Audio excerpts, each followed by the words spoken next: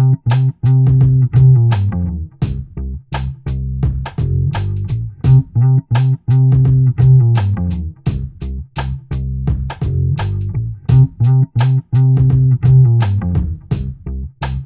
sound and everything. How are you? Very good, thanks. Glad to be here. Yeah, it's such a pleasure to meet you. Thank you. Yeah, and what a pleasure it was to read this. Oh, you read it?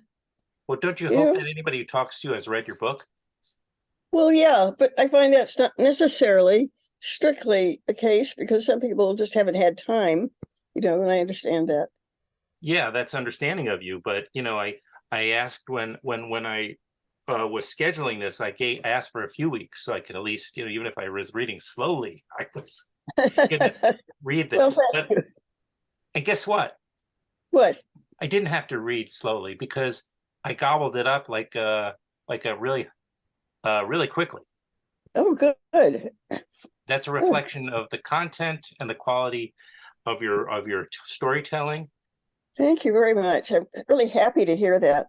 Yeah, and I have to also just admit, make a disclaimer, is that I grew up in New York. Yeah. Um, my parents moved to Queens as a young couple. They bought a house eventually in Forest Hills, but in the early 70s, they bought a subscription to the public theater. Oh, really? Uh-huh. And that's part of my motivation to not only read the book, but to talk to you because they dragged me. I was 10 years, such a little pipsqueak. Me and my sister, I was 10 or 11, and they were dragging me. But do you know what I saw? What they dragged me to? And I promise I'm going to ask. Most of this interview will be you'll be talking because I'll ask you questions. That's all right. I was doing my research, and I could only recognize. It's so many years ago. Yeah. We're talking about 50 years ago. So Right. I could only remember some clues, but I was digging into the archives, Gail, and I realized, Uh-huh. okay, I know I saw Short Eyes Oh, again, 10 years old. well, You think that was appropriate for my parents to bring me to Short Eyes? oh, I can't either, but they did. That's interesting. In the Boom Boom Room, again, I ask you, Right. what were they thinking? The Killdeer, do you remember that one? Oh, sure. I'm going to kill her. Yeah. With Ralph Waite? Yeah, absolutely. More My Than God. You Deserve. Oh my God. That was with Meatloaf. That's right. I didn't know that. I only was with my research because I just remember being a kid. I recognized Fred Gwynn Yeah. because he was in, the TV show. Yeah. And I was surprised when it's the only reason I was watching the play, but I was terrified by the actual, you know, the story itself. What was going on the stage was disturbing to a little kid. Right. So Well, that was 74 through, and then it was capped off with the chorus line. oh, The wow. original cast at the public theater came home from summer camp and saw a chorus line there at the public theater. Oh my gosh. And I was blown away. Well, you got quite a dose of the different kinds of fare the public theater was offering in those days. More credit to your parents. How old were you at that time? Well, I was born in 1963. Okay. You're still very young. Well, 10 to 12 years old in that time Right. frame. And then a little after, there were some plays I remember seeing also, Drinks Before Dinner. Mm-hmm. The Umbrellas of Cherbourg, I remember going to see. And then in the 80s, when I was in my 20s and I moved to Brooklyn, Mm-hmm. which wasn't quite so fashionable quite yet, but it became, Yeah. I joined. What? I joined the public theater on my own. Oh, you did. I see. That's how much it meant to me, even though I was scarred. Oh my, that's really interesting. Yeah, Really. so I have this opportunity to thank you for all that you did those years, and all that you and Joe managed to create for a kid like me, and it really had an impact on my life. Wow. Well, that's really amazing. Uh, you know, not every parent would have taken their son to see all those different plays, I'm sure. But your parents must be very remarkable people to have done that, I think. And to have exposed you to such a range of the kind of work that Joe produced, which was a huge range of work. And, people often had a hard time, sort of pinholing him. What was he? What kind of producer was he exactly? Did he do this kind of thing or that kind of thing? Well, you couldn't pinhole Joe. He wasn't that fine. He had other reasons for producing than other people, and nobody could figure him out for quite a while. If anybody ever did, I don't know. He was, yes. But that's wonderful to hear that you did see some of the early productions. Oh yeah, I guess so. Another thing I didn't know until I read your book. Again, it's called Public Private: My Life with Joe Papp at the Public Theater. It's produced. Excuse me. It's been published by Applause Books. They publish books of theater and cinema, and right. I did not know until I read your book that Hair was the first production at the Public Theater. Right. Mm-hmm. It was the first play show that Joe produced in the new Public Theater, which I say new advisedly because it was new as a theater, but it was a ramshackle mess of a place. It hadn't been renovated. There's only one theater, and the only place he could ever put anything on was that one theater. And that's where he opened Hair after a very tumultuous so-called developmental stage of its creation. But yes, I remember it very well. Well, as a New Yorker growing up in New York, it was a great bit of New York history here. That's was such a treat, Yeah, it was really a wonderful era. Yeah, it was an amazing era. Coming out of the 60s, heading into the 70s and everything that followed. So it was also the initial quarter century of this theater's history. And that just happened to run parallel with my own personal history with Joe, which was not planned, but it happened. And so it was a very intense and interesting period of time that I wanted to write about. Because I hoped it might have some kind of meaning for anybody of any age, but also for younger people today who are kind of curious how you start something, anything, what it takes, what is it based on, and so forth and so on. All those things that will keep you going forward with an idea. I thought it's important to see some kind of example from the past that might appeal to you, and you could adapt it into your own way of trying to start something. And I felt, as it just started a theater based on an idea, which was free admission, I thought, well, it shows the power of an idea. Like the Constitution is an idea that's had lasting power. And I felt Joe's idea of free admission, and then later, free access for all artists of any origin, stripe, or color, you name it, was a powerful one that he really implemented. He made it happen, partly because he did this all himself. He started from scratch with nothing. He had no major funders, nothing to encourage him to try to start a theater. I remember him stopping at my desk one day when we were still working out of a hotel office. And he said, well, I'm going out to look at, empty spaces. I have no money to start this kind of theater. I just want to do it. And then he walked out the door. That was it. That's the way.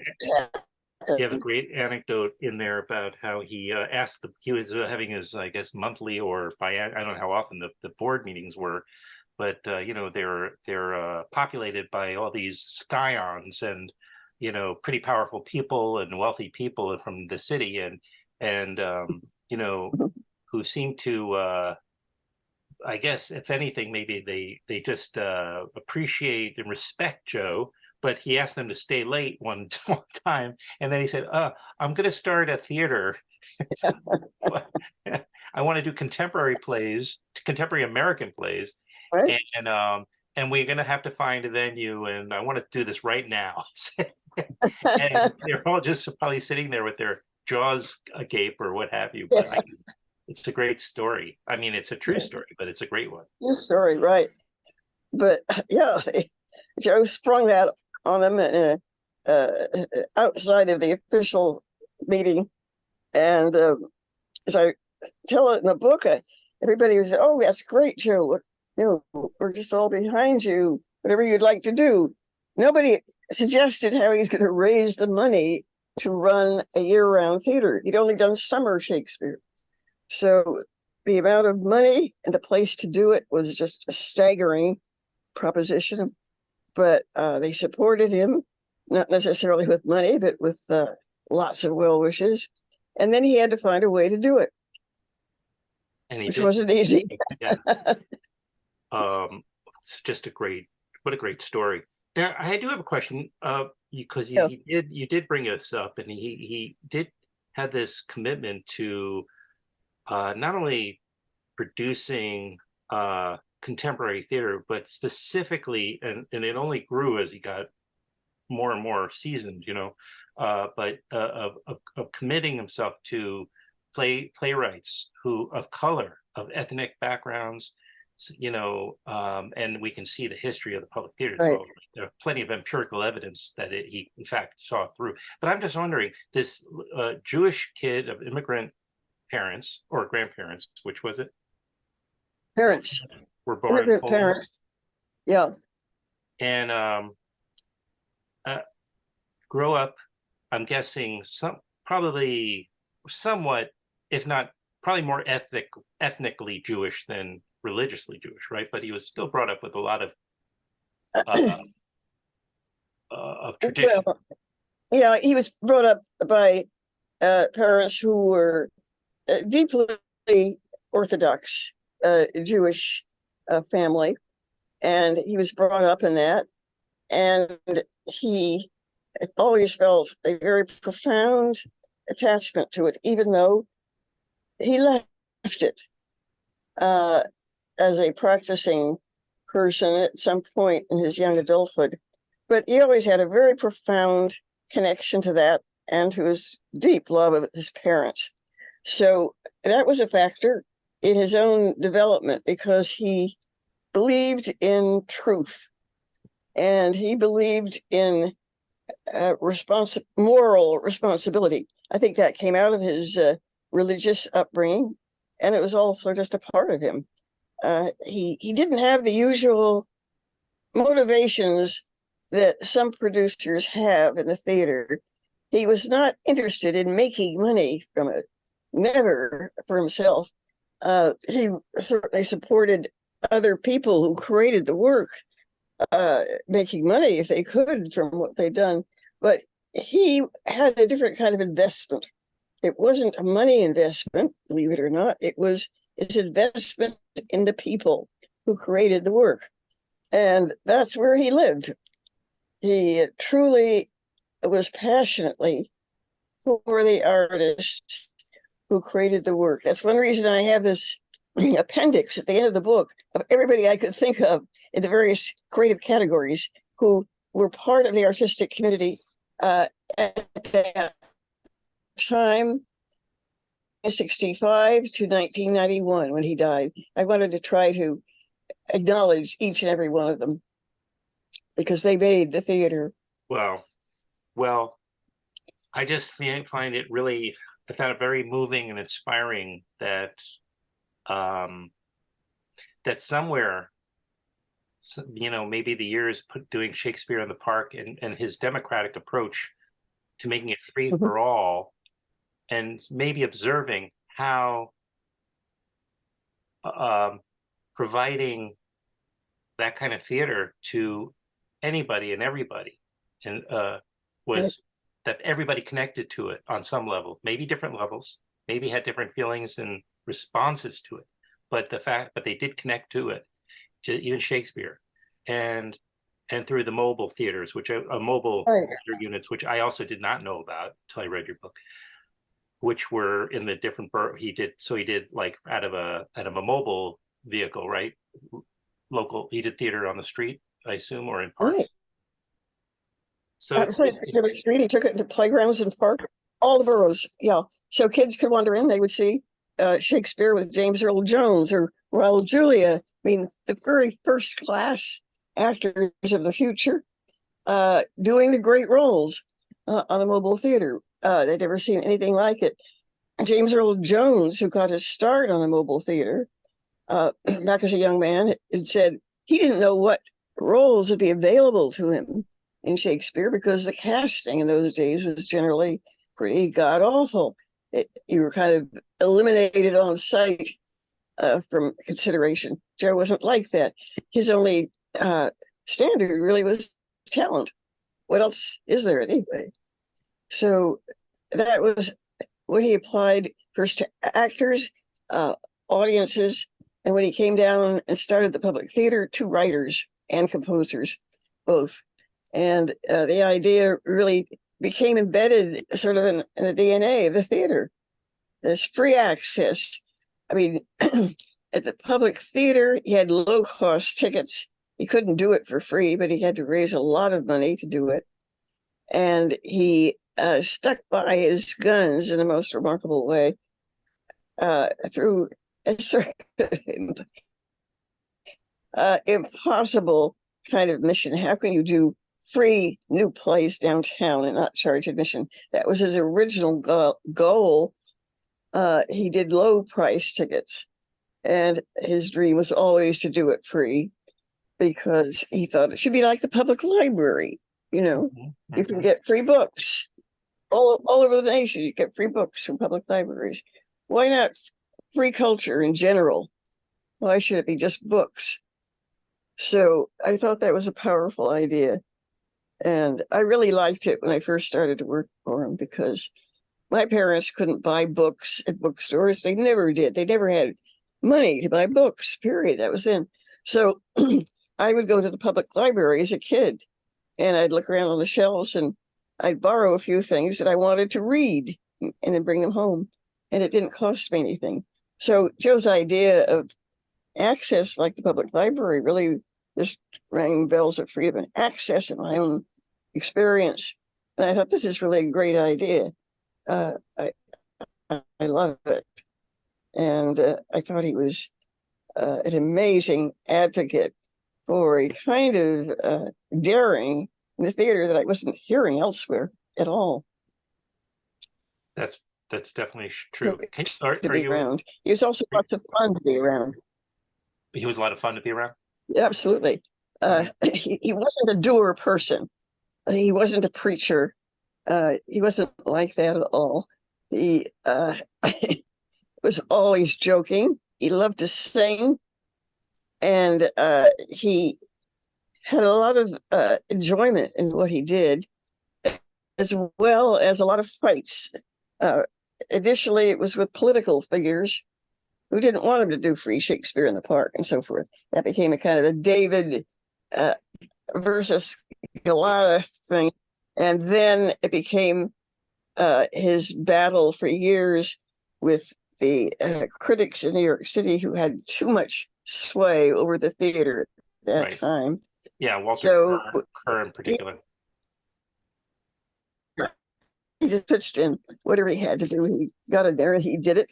If it required sustained combat over a period of years, he was good for it. It was just amazing. One thing we really haven't gotten to, which we haven't talked about in terms of, I think, a core part of the book or aspect to the book, and that is really your story, because what I read and witness through your book is the growth and evolution, empowerment of a young woman, also, and to really became a partner and a major influence at the Public Theater. So you went from being kind of like a bit of a, I don't want to say a wallflower, but you start off kind of hesitant and shy. At least that's the way it comes across, into a fully realized um, uh, component to the Public Theater, and maybe the marriage, the relationship. I mean, he had been in 3 marriages before your marriage, Right, exactly. till he got it right. So He felt he finally got it right. Yes. yeah, And it was a lifelong search on his part, really, to find some kind of personal road that he could feel fulfilled in with a partner in his life. He did not have that previously. And so he'd had a grievous personal life through 3 marriages and relationship, and unfortunately involved children with each and every one of those relationships. So it was very complicated. yeah, I'd also been married previously. We had all this complicated baggage, we had to sort it out over a period of years. Thank God there were no HR departments in that era. right. I don't know what Yeah, they would do in these days and ages. They'd probably fire both of us, God knows what. But anyway, they yeah, didn't exist then. And so we worked all those right. problems out, and things turned out very, very good. Do you see though, or maybe did you make a conscious choice, or maybe you didn't even realize that you were writing about what I kind of just referenced, which was your own story in here. Right. I mean, this is a first-person narrative, and it's your story as much as it is Joe's. It is. I came out of the awful 50s, where, as I write, the jobs for young girls, they were segregated by sex. There were female jobs and male jobs in 2 different columns. So if you editorial trainee somewhere, you could look at the male column, but which is the only place they were listed, by the way. And if you showed up, as I once did, at an editorial trainee publishing company, I was rejected on site by the personnel manager because he thought I was going to be male, and his face, dropped when he saw I wasn't. So it was just outrageous beyond measure. There were just a host of things for all kinds of people, not just females, but people of every kind of background and extraction. So I was sort of tossed around in that particular era. I thought it was outrageous. I didn't know what to do about it exactly, but I found in Joe a employment person who never looked at the categories that other people placed the person in. He looked at what the person could do and then how good they were at it, or how good they could become, even. He saw a lot of potential people that hadn't necessarily got all the training yet, and he gave them opportunities. There are just dozens and dozens of people like that, whom I'm still in touch with, and will remember it forever, just as I do. I would have been consigned to these Gal Friday jobs in publishing, or wherever, unless Joe would help spring me out of that category. And I really owe him everything for doing that, clearing the path for me. It was an amazing thing to do. Well, we're Just talking, amazing. yeah, it's a great story of your own realization, as I think was the term because it's like you have all this incredible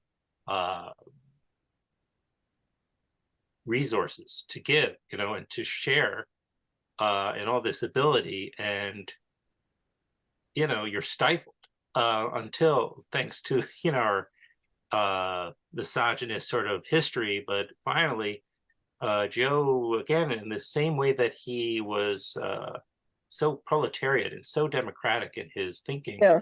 And I still kind of, it remains a mystery how it just organically grew in him. But probably, as I mentioned, I'm thinking through doing all that theater for the public for free. That was probably really had an impact on him. But he also obviously felt that way about women, and thank goodness.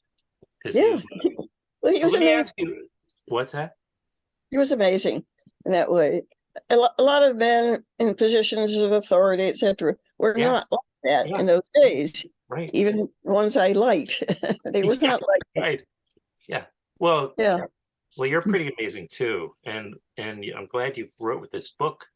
It's called Public, Thank you. Private, and My Life with Joe Papp at the Public Theater by Gail Merrifield Papp. Let me just ask you, Right. what is your relationship to the public theater these days? Well, after Joe died, I was astonished, although I was just a worker on the staff.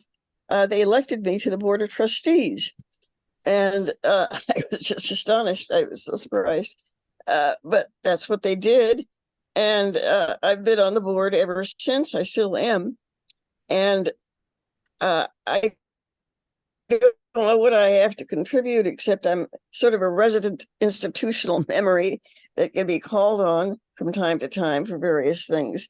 And I know what the theater stands for very well from its infancy. So I could be useful in that respect. I'm not a big money person or anything like that. But they do look to me for that. And I've always supported the artistic directors of the theater, and have been very close to all three of them now that have succeeded Joe, including the present artistic director, who is Oscar Eustace, who's just been a brilliant person, and before him, George C. Wolfe, who's a dear friend. And before him, the very first one had the bravery to step in after Joe, who was Joan Acolytus. Oh my That gosh, right. a lot of courage, and it was she who did it in the first place. So I just think they are, all three of them have contributed an amazing stage of their own artistry to the history of the public. And all three of them are so different from each other, totally different, but they all three understand the DNA of the theater. It's remarkably somehow got embedded. And thank God it did. And is there anyone else there other than yourself who's been there since kind of the start, or close to the start? No, I'm the oldest living surviving, whatever it is called, the oldest living and Survivor. Survivor. Survivor, whatever you want to say. There are other people who have been artists there who are older than myself, so I have to acknowledge that.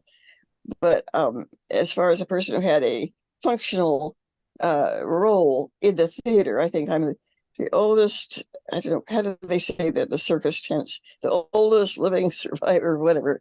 I like it. Well,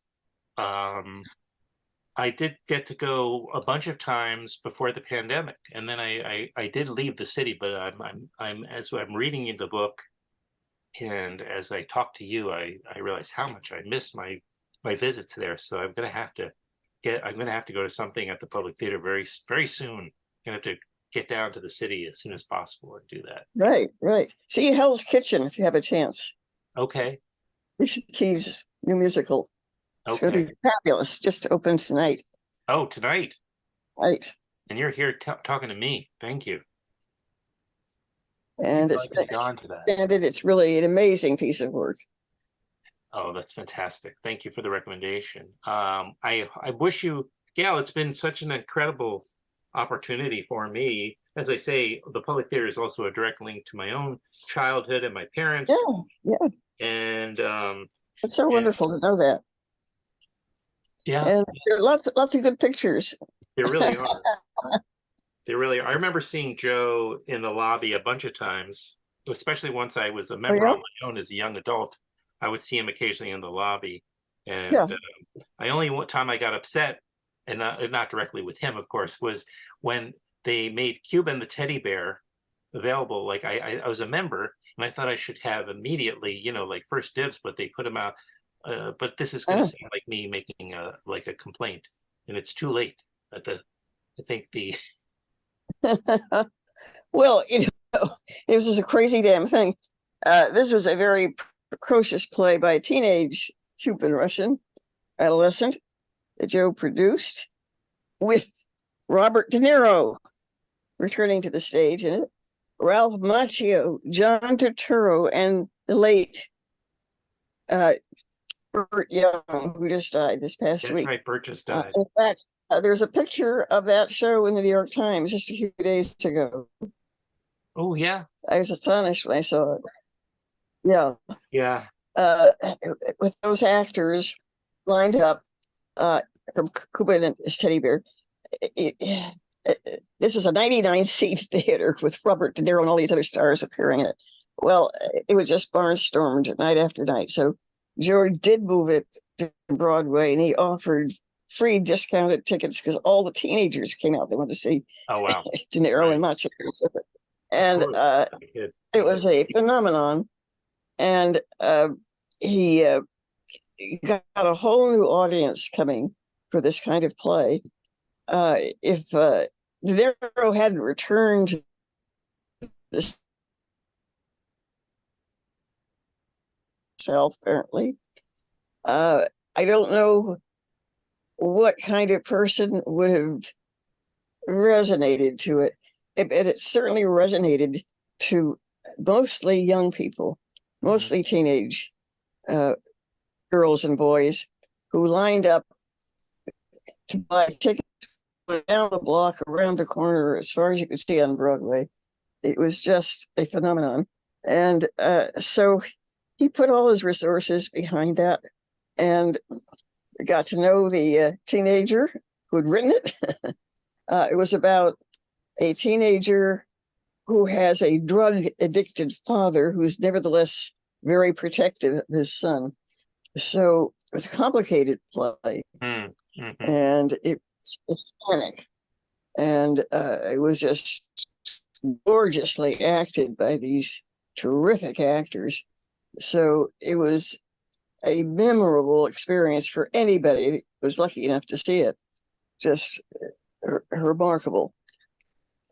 And it was directed by a fellow that worked in my play department, where we developed new plays, who had gotten very close to the teenage playwright and his grandmother and his drug-dealing father in real life.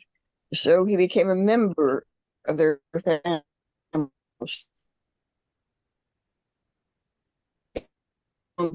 He never like that.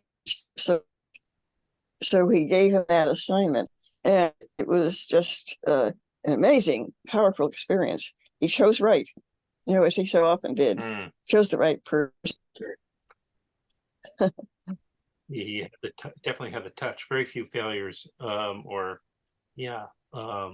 flops. I mean, I don't remember ever hearing of any. Almost, I'm sure there were a few, but I just want to recommend people that are interested in New York history and theater, in New York theater history, acting, and as you said, like just being an innovative type of person who wants to start something. Here's the manual for you. Yeah. Here. And I want to thank you. I hope the power of an idea might strike some people in this day and age. Yes. There is something to that. If you're willing to carry it forward in a certain way and you invent those ways yourself, there is something in an idea of a theater and what you do in it that can be very powerful. And it's, I think, not an example to follow slavishly, but an example of how your belief in something can carry a very powerful kind of organization forward that will grow in the future and be of importance to people like yourself when they're young, or to people of any age. I truly believe in that. So I was hoping when I was writing it that aside from a memory book and my own personal desire to, with my past, I hope to be of service in that respect in some way. Beautifully said, Gail. Beautifully said. And again, thank you for making time to talk to me. And Well, thank you for having me. yeah, my pleasure. And I hope to run into you in the future. And I'm going to really recommend it to everybody to pick up a copy of the book. And I mean, it's just the most fun read. Thank you. Thank you very much. All right. Pleasure to be here. Same here. All right. Take care. You too. Really lovely meeting you. Take care.